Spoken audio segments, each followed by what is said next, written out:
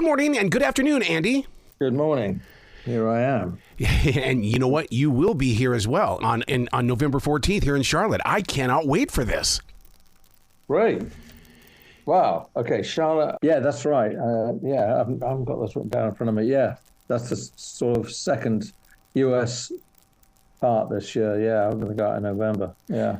This has always been very exciting for me since when you began this tour, because it's bringing two worlds together. That's what I love about the Cracked Lens and Missing Strings tours, that we get to see the full you.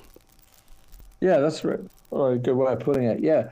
I mean, I don't know why quite it took me so long to get around to combining the two, because I've always went, well, I do, photographic galleries, and I've done something like 65 gallery shows around the world over the years, been in museums and all that, but never thought of putting them together until, well, when we started doing this, which was really about 4 years ago. Then we got struck down by COVID and no one could play anywhere. And then we brought it back last summer. And yeah, it's very fulfilling for me because, ever since the early days, I've been doing photography seriously and obviously being serious about playing the guitar. But to bring them to this point, and it seems to be going extremely well. If they say a photograph is worth 1,000 words, what is a photograph for you when it comes to music? Yeah, that's a good way of putting it. When I talk about this, I'm first and foremost a musician. I've spent my life obsessed with music and drenched in music. And so pretty much everything I do, I'd like to have a kind of a musicality to it. So, this may sound strange, but I think what I'm looking for in photography is music, that it can have a musical feeling to it, if you like, because music is the most abstract of the arts. Not that I necessarily take abstract photographs all the time, but I'm very aware of, how you can take a medium and push it from a very straight ahead path to, more outside things. So, all my artistic impulses really come from a lifetime I've been dedicated to music, and then sort of turns out that I seem to be able to take pictures pretty well. I've brought that across into photography. Yeah. I love the photograph of standing up on top of a mountain with those cloud formations above, because, clouds change every second, and you capture a moment that lasts forever. Yeah. Well, that's a very good way of putting it. And oddly, in one's photographic world, clouds are a great subject matter. You never get tired of photographing them. I mean, I've got, the way I work, I have a 27-inch computer with the whole library in it, and under what you would call a word search program. So I have the word cloud, and I go there, I press that button, all the cloud pictures come up. There's about 200 of them, I suppose. Worthy clouds, you might say. Oh, yeah. So true about that. I love the new version of Roxanne. To me, it's taken a classic and given it an evolutional spin. Which one is this you're mentioning? It's for the song Roxanne, especially with the video itself, the way that it was laid out, going straight right into those red lights. Oh yeah. Well, yeah, of course. I mean, you go, well, are you playing Police? But I am playing some of the Police stuff, but I play the melodies. Yeah. With the lead guitar, I've replaced that guy, whoever he was, who sang the song. So that's what I'm doing. So how close did you get to that elephant? Elephants are my totem animal. I truly believe it. So when I see the photograph of the elephant, it just owns my soul. How close were you? Few feet away. Wow. They're big. I think they're gentle, unless you upset them. I mean, this is not an animal you'd want to upset. Is this a shot does it look like Africa? I think I know the one you mean. Yeah, it's one that's a real up close, and to the point to where you can see the wrinkles of the face of the elephant. Where it's almost like there's a storyline there. Yeah, I think those were done I went on tour in Africa at one point. Yeah, I got pretty close, but yeah, and then I backed away quickly. Yeah. Are any of your shots ever set up, or is it all in a natural formation? I don't do much setting up of shots. It's mostly, I'm very fast with my Leica camera, so it's usually you see it and you go for it. Like any normal, I get that. Oh, hang on, let me move over 4 feet this way. I get that. Oh, let me get down lower. Yeah, you see where's it going to be the most dynamic shot. So, yeah, I'm going to make a musical analogy here. In a sense, it's like, give me a chord, I'll play something over it. Okay, well, I can start up at, the E on the 12th fret of the guitar string, or I can start down lower and come up from underneath. I don't know, it's just like you get used to making varieties of the way you approach a shot, different angles, so on and so forth. This becomes very natural after you've done it enough times to do things. Sometimes you get one chance at a shot and that's it, it's gone. Sometimes those are the greatest photographs too. Would you call yourself an explorer? Because it really feels like that, even with the music and with the photographs. It's almost like you're always exploring new ideas. Well, yeah, I think that's fair enough. It's a good word. I mean, I write a lot of music. I'm right in the middle of trying to write a new album at the moment. It's going well because, I write music sort of consistently and I have notebooks and I keep notes on, oh, this is what you played there. And I have a Zoom recorder. So these are all recorded. I'm pretty organized on that sense. I mean, this is an old saying, like creativity is 90% perspiration, 10% inspiration. But it is, a lot of it is just being organized. I'm fairly organized, but I've just had a little sort of breakthrough moment yesterday when I was looking through books and, it's very simple. It's very practical. Like I had a lot of, I usually write the songs out in manuscript. Yep.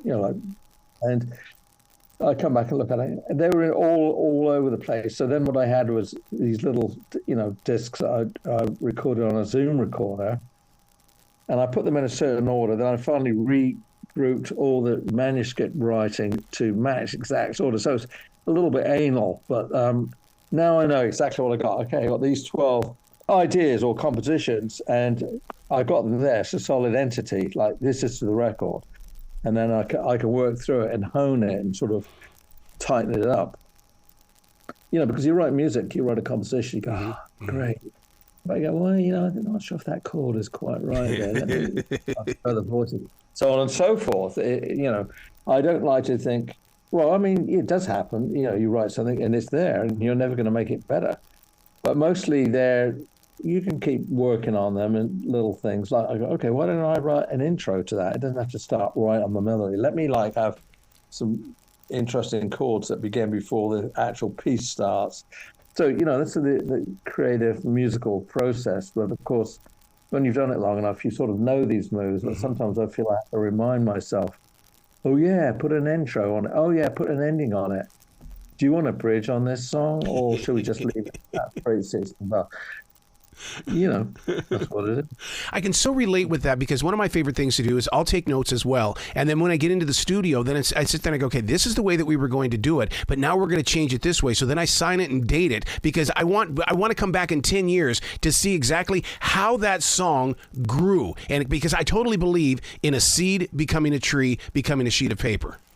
Yeah, very good. It's very well put. And I think, I agree with you, dating it and saying, this is when I did this. Yeah, I look back, I go, oh, I'm 22. Oh my God, that's 1,000 years ago. Yeah. I mean, it's simple stuff, but I find that it's helping, and I sort of felt like, this is sort of the way I should always do it. Like, have them all, the track on the little recorder matches this page. Page 4 is another one. Yeah, and they're all going together. It just gives me an overall sense of where I'm going. So right now, very specifically, I'm working through 3 little Zoom recorder discs and matching the music to all of them. So that's going to be my project. There's a lot of stuff in there. Yeah, it's very good for the brain, if you like. You're so right. It's true. Very mental. Very mental. I put in 3 hours doing that. I go, think I'm going to go and play tennis or something. Yeah. I love that you're using a Zoom, because Zoom is my product as well. And I have like 5 or 6 different Zooms that have wherever I'm going, I have my Zoom with me. Do you take all the portables with you too? Yeah, I'm definitely I was thinking that yesterday when I go out this time, I'm taking that Zoom with me, because, there's some time in hotels and all that, we're just sitting around.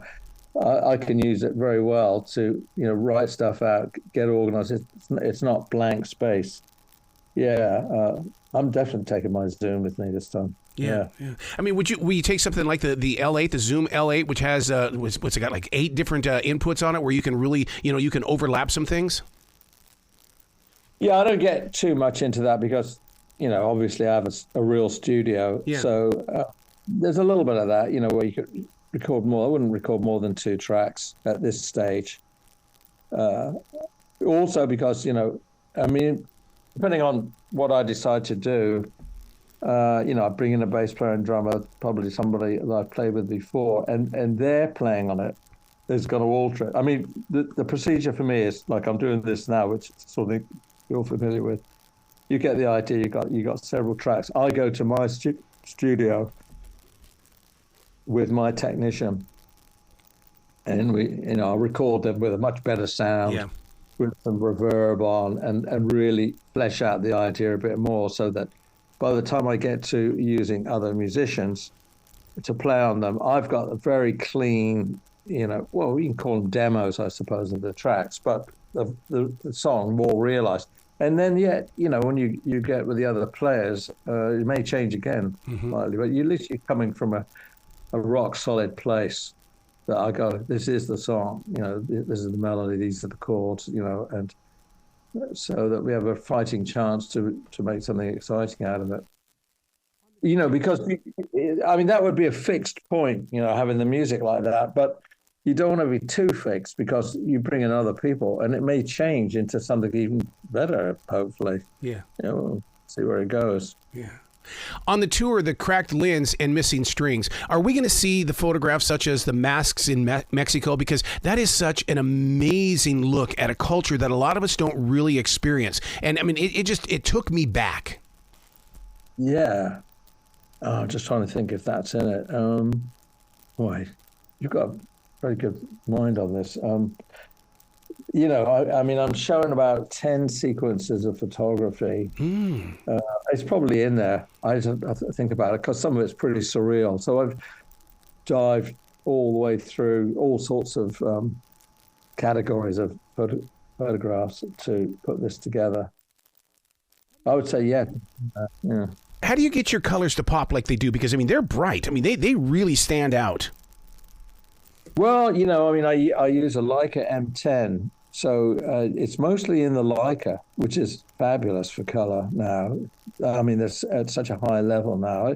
We don't necessarily, I shoot them. Of course, I've got JPEGs and the other thing. And we bring them up a bit, we do a bit of processing, but not much.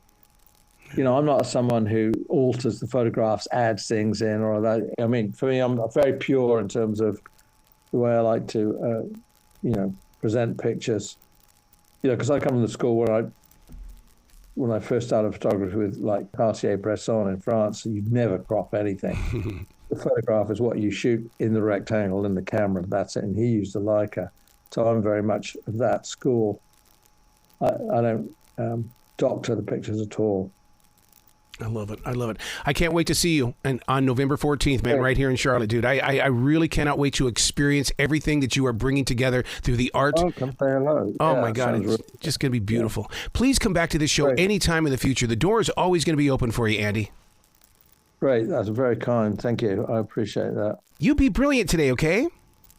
All right. All right, man. All best. Cheers.